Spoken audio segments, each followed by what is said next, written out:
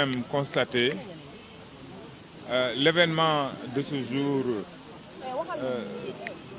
vraiment sera marqué date historique dans la vie de notre jeune parti. Vous savez, faire des cartes de membres et procéder au lancement de la vente de ces cartes, quand même, était une chose assez importante à nos yeux. Et nous avions choisi Guédiawaye pour des raisons diverses pour procéder à ce lancement. Je profite de l'occasion pour remercier les militants de Guédiawaye qui ont bien voulu nous accueillir et surtout les autorités municipales qui nous ont gracieusement offert ce lieu magnifique où la réunion s'est tenue en respect des mesures barrières que nous devons observer en des circonstances de Covid comme celle du coronavirus. Donc vraiment merci aux populations qui nous ont accueillis, merci aux autorités municipales. Nous retiendrons que le 24 avril 2021, la première carte du Parel a été achetée par son président qui vous parle.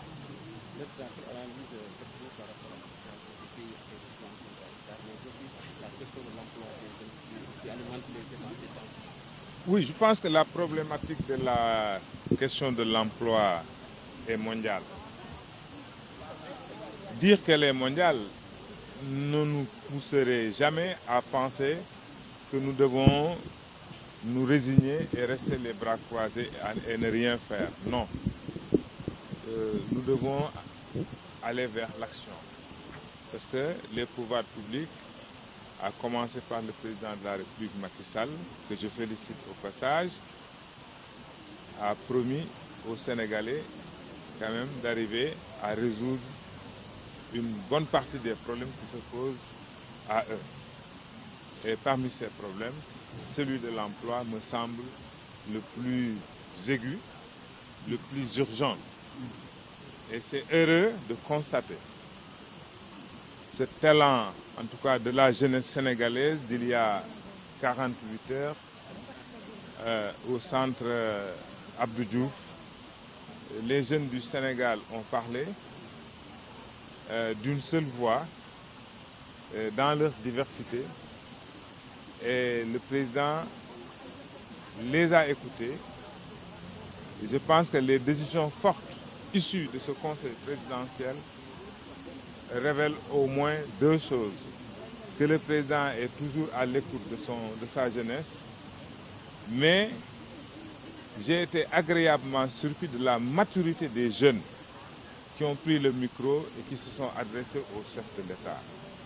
Il faudrait qu'à l'image des jeunes que nous avons vus venus des 14 régions, donc à leur image, que les autres jeunes aussi du Sénégal se rapprochent davantage des valeurs citoyennes, des valeurs de civisme, des valeurs de la République, des valeurs qui font qu'un homme reste indépendant et digne de vivre, c'est-à-dire l'amour du travail, dans la droiture, l'amour de son pays, dans une détermination qui fait que aucun ennemi ne pourrait nous diviser et que pour rien au monde, le Sénégal entrerait dans une zone de turbulence qui, en tout cas, que nous voyons souvent dans d'autres régions.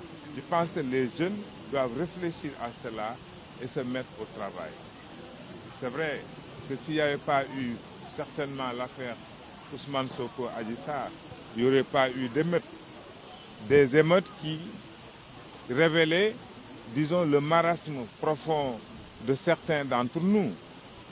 Avec la pandémie, il y a eu beaucoup plus de restrictions dans la liberté des gens d'aller et de venir et même de trouver quelque chose pour vivre. Je pense que le couvercle de la marmite a sauté. Le président, de manière lucide et responsable, a procédé à une analyse saine et sereine de la situation et a pris des décisions fortes, parmi lesquelles les 450 milliards qu'il a décidé d'allouer pour l'emploi et l'insertion des jeunes. Mais je pense que c'est une simple continuation dans la logique des politiques qui ont été menées jusque-là.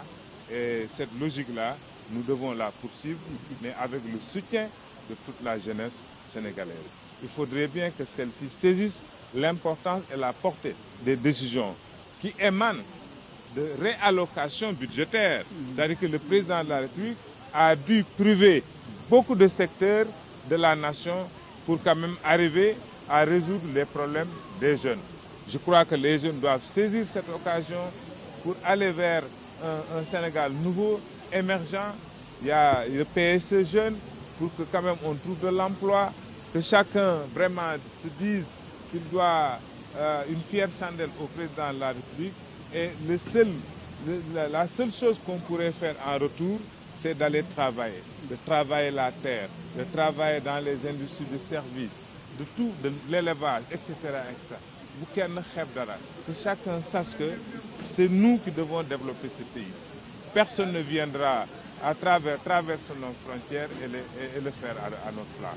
Et je pense que d'ailleurs la jeunesse sénégalaise doit remercier la jeune victime Adji Sarr, qui a été victime d'un prédateur sexuel, qui a abusé d'elle, qui, dans sa malhonnêteté, a appelé des Sénégalais à aller dans la rue.